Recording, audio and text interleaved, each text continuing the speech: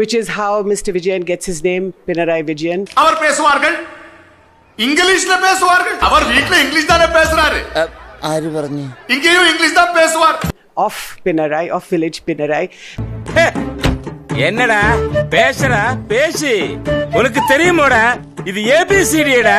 I mean, how can a communist party go to London and go to the London Stock Exchange, isn't it? I am the answer. നമ്മുടെ രാജ്യത്ത് ഇയാളത് ഏത് ഭാഷ പറയുന്നത്? ജൂദാസിൻ്റെ role വഹിച്ചത് ആരാണ് എന്നുള്ളത് രാജ്യത്തെ ജനങ്ങൾക്കെല്ലാം അറിയാവുന്നതാണ്. നീ എന്ത് തേങ്ങയാടി പറയുന്നേ? എനിക്കൊന്നും മനസ്സിലാവുന്നില്ലല്ലോ. Narendra Modi is sometimes called the Pinarayi Vijayan of India. ആ കാട്ടുകള്ളനെ സെക്രട്ടറി ആക്കരുതെന്ന് ഞാൻ 1000 തവണ പറഞ്ഞാണ്, കേട്ടില്ല, അനുഭവിച്ചോ? കാട്ടുകെട്ട് അവൻ ഈ ക്ലബ്ബ് പെരുവഴിയിലാക്കും. പടിഞ്ഞാറൻ ബംഗാളിലത് പ്രത്യേകമായൊരു സാഹചര്യമാണ്. ആ പ്രത്യേക സാഹചര്യത്തിലുള്ള പ്രത്യേക നിലപാടാണ് അവിടെ ഉണ്ടായിട്ടുള്ളത്. പക്ഷെ കുടമാറ്റം നന്നായത് പാറമേക്കാവിന്റെ ആണെങ്കിലും വെടിക്കെട്ട് നന്നായത് തിരുവമ്പാടിര.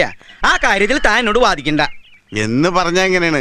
ചാരായ നിരോധനം AK ആന്റണി മാറ്റുന്ന പ്രശ്നമില്ല. ആ ഒറ്റ കാര്യത്തിൽ മാത്രമാണ് എനിക്ക് പ്രതിഷേധം. But that means you are doing Sabka Saath, Sabka Vikas. എന്താ ഷൈട്ട് പറഞ്ഞേ? ഒന്നും മനസ്സിലായില്ല, പക്ഷെ കാണിക്കണ്ട. Like Prime Minister Modi says. എല്ലാവരുടെയും കൂടെ എല്ലാവരുടെയും വികസനം. അമേരിക്കയിൽ പോയി എന്ന് അവകാശപ്പെടുന്ന ഇവന് ഇംഗ്ലീഷ് ഗ്രാമർ പോലും അറിയില്ല. He doesn't know the basics of English grammar. Who is playing the role of Judas? You tell me. വിട്ടില്ലേ? ആരംഭിച്ചു. ഇനി പറഞ്ഞിട്ട കാര്യം നമുക്ക് വേറെല്ലാം പറയാം. You are accusing the Sangh Parivar of playing Judas.